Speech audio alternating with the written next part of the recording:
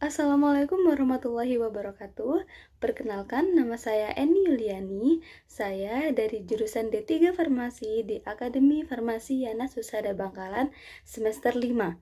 Kali ini saya akan menjelaskan tentang 5 perbedaan distribusi obat melalui sistem floor stock, unit dose dispensing, one daily dose, perorangan, dan yang terakhir yaitu satelit dan depo.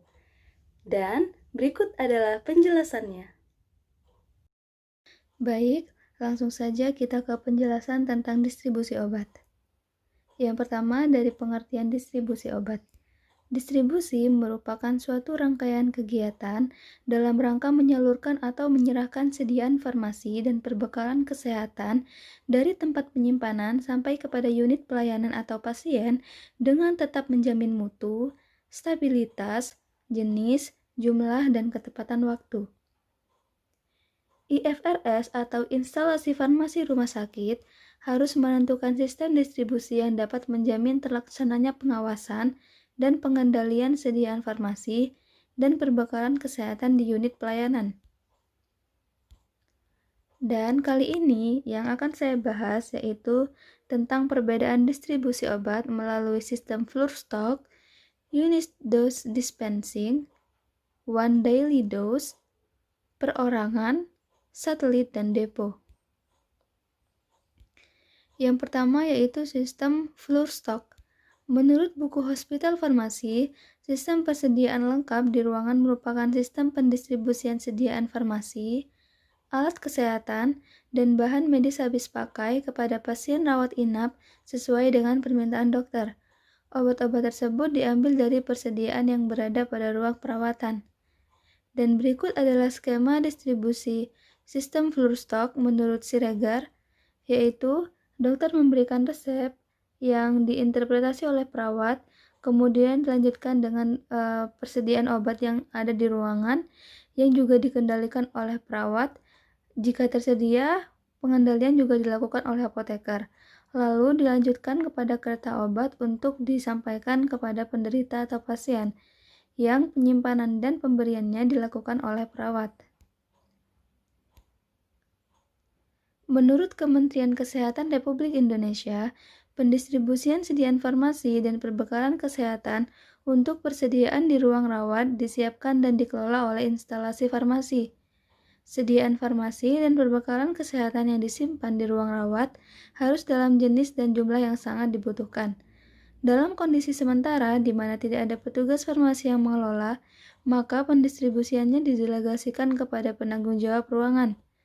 Setiap hari dilakukan serah terima kembali pengelolaan obat floor stock kepada petugas farmasi dari penanggung jawab ruangan, menyediakan informasi, peringatan, dan kemungkinan interaksi obat pada setiap jenis obat yang disediakan di floor stock.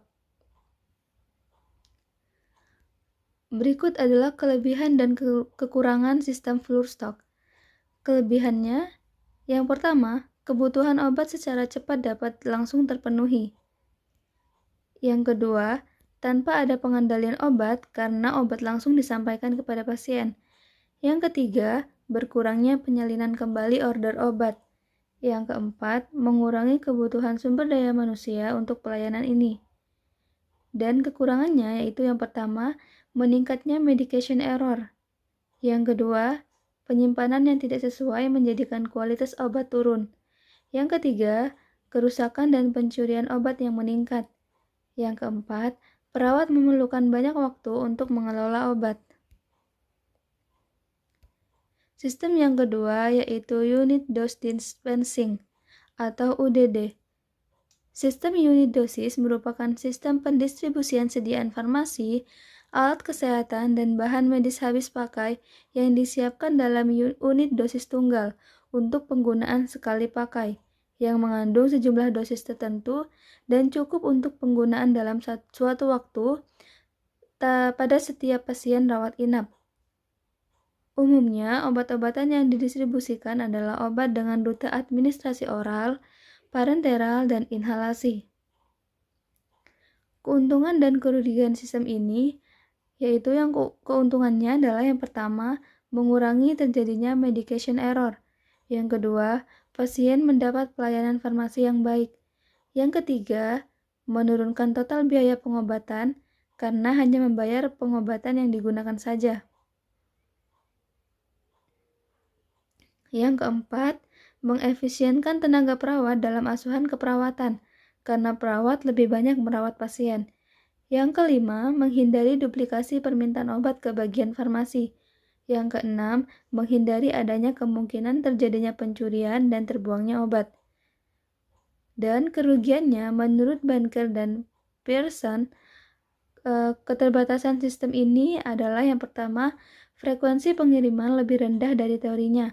Jadi, misalkan seharusnya sampai 9 kali per hari berdasarkan waktu minum obat pasien, namun pada kenyataannya pengiriman diringkas untuk ditempatkan di keranjang bangsal. Yang kedua, kebutuhan pasien akan obat yang bersigma PRN tidak diberikan lebih dahulu, namun tergantung oleh kondisi pasien, dan dosis awal tidak disampaikan secara jelas kepada pasien, sehingga hal ini dapat meningkatkan kelalaian. Yang ketiga, tidak semua dosis dikeluarkan dalam paket dosis satuan yang benar. Misalnya, bentuk sajian injeksi, salep, tetes mata, dan cairan oral lebih susah dilakukan dalam pengukuran dan pengemasannya. Yang keempat, membutuhkan ruang khusus untuk penyimpanan obat, dan yang terakhir, membutuhkan peralatan khusus dalam pengemasan obat. Sistem yang ketiga yaitu one daily dose, yaitu penyediaan obat dalam sistem ini dilakukan oleh instalasi farmasi kepada pasien rawat inap yang dikemas atau disiapkan dalam dosis tunggal untuk pemakaian sehari atau 24 jam. One daily dose merupakan pendistribusian perbekalan farmasi di mana pasien mendapat obat yang sudah dipisah-pisah untuk pemakaian sekali pakai, tetapi obat diserahkan untuk sehari pakai pada pasien. Kelebihan dan kekurangan sistem ini, kelebihannya yang pertama, pasien lebih mudah mendapatkan obat, menghindari pemberian obat double, pasien membayar obat yang diminum saja.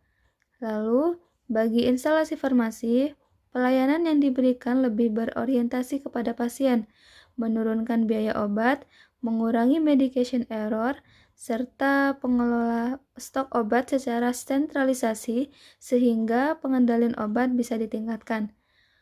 Kekurangannya yaitu membutuhkan sumber daya manusia lebih banyak, beban kerja instalasi farmasi menjadi berlipat ganda, terjadi pemborosan emballage, penulisan permintaan obat berulang-ulang, dapat terjadi keterlambatan pemberian obat atau lupa tidak dilanjutkan.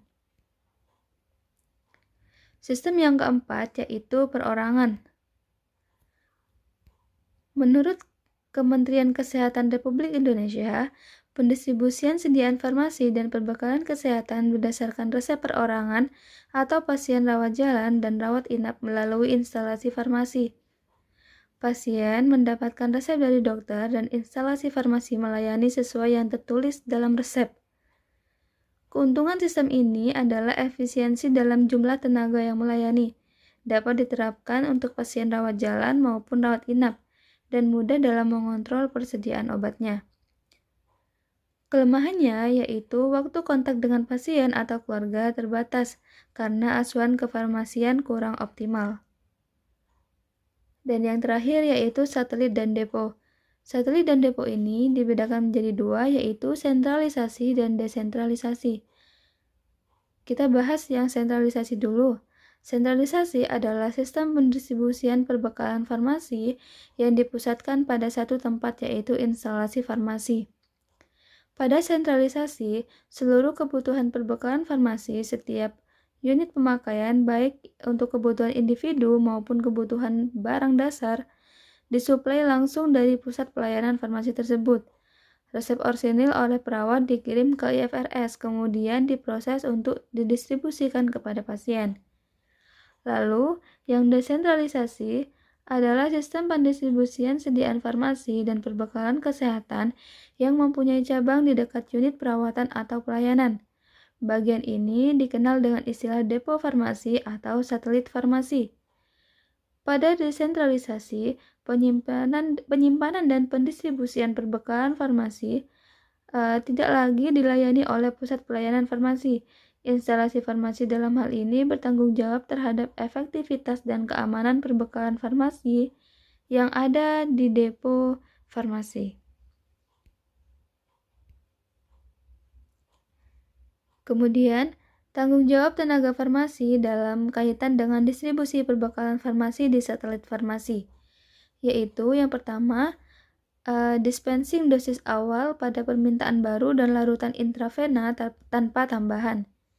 Yang kedua, mendistribusikan IV admixture yang disiapkan oleh farmasi sentral. Yang ketiga, memberikan permintaan obat dengan melihat medication administration record. Yang keempat, menuliskan nama generik dari obat pada medication administration record. Yang kelima, memecahkan masalah yang berkaitan dengan distribusi. Baik, itu saja yang dapat saya sampaikan. Terima kasih. Nah, itu dia penjelasan mengenai perbedaan 5 distribusi obat. Semoga dapat bermanfaat ya. Terima kasih. Wassalamualaikum warahmatullahi wabarakatuh.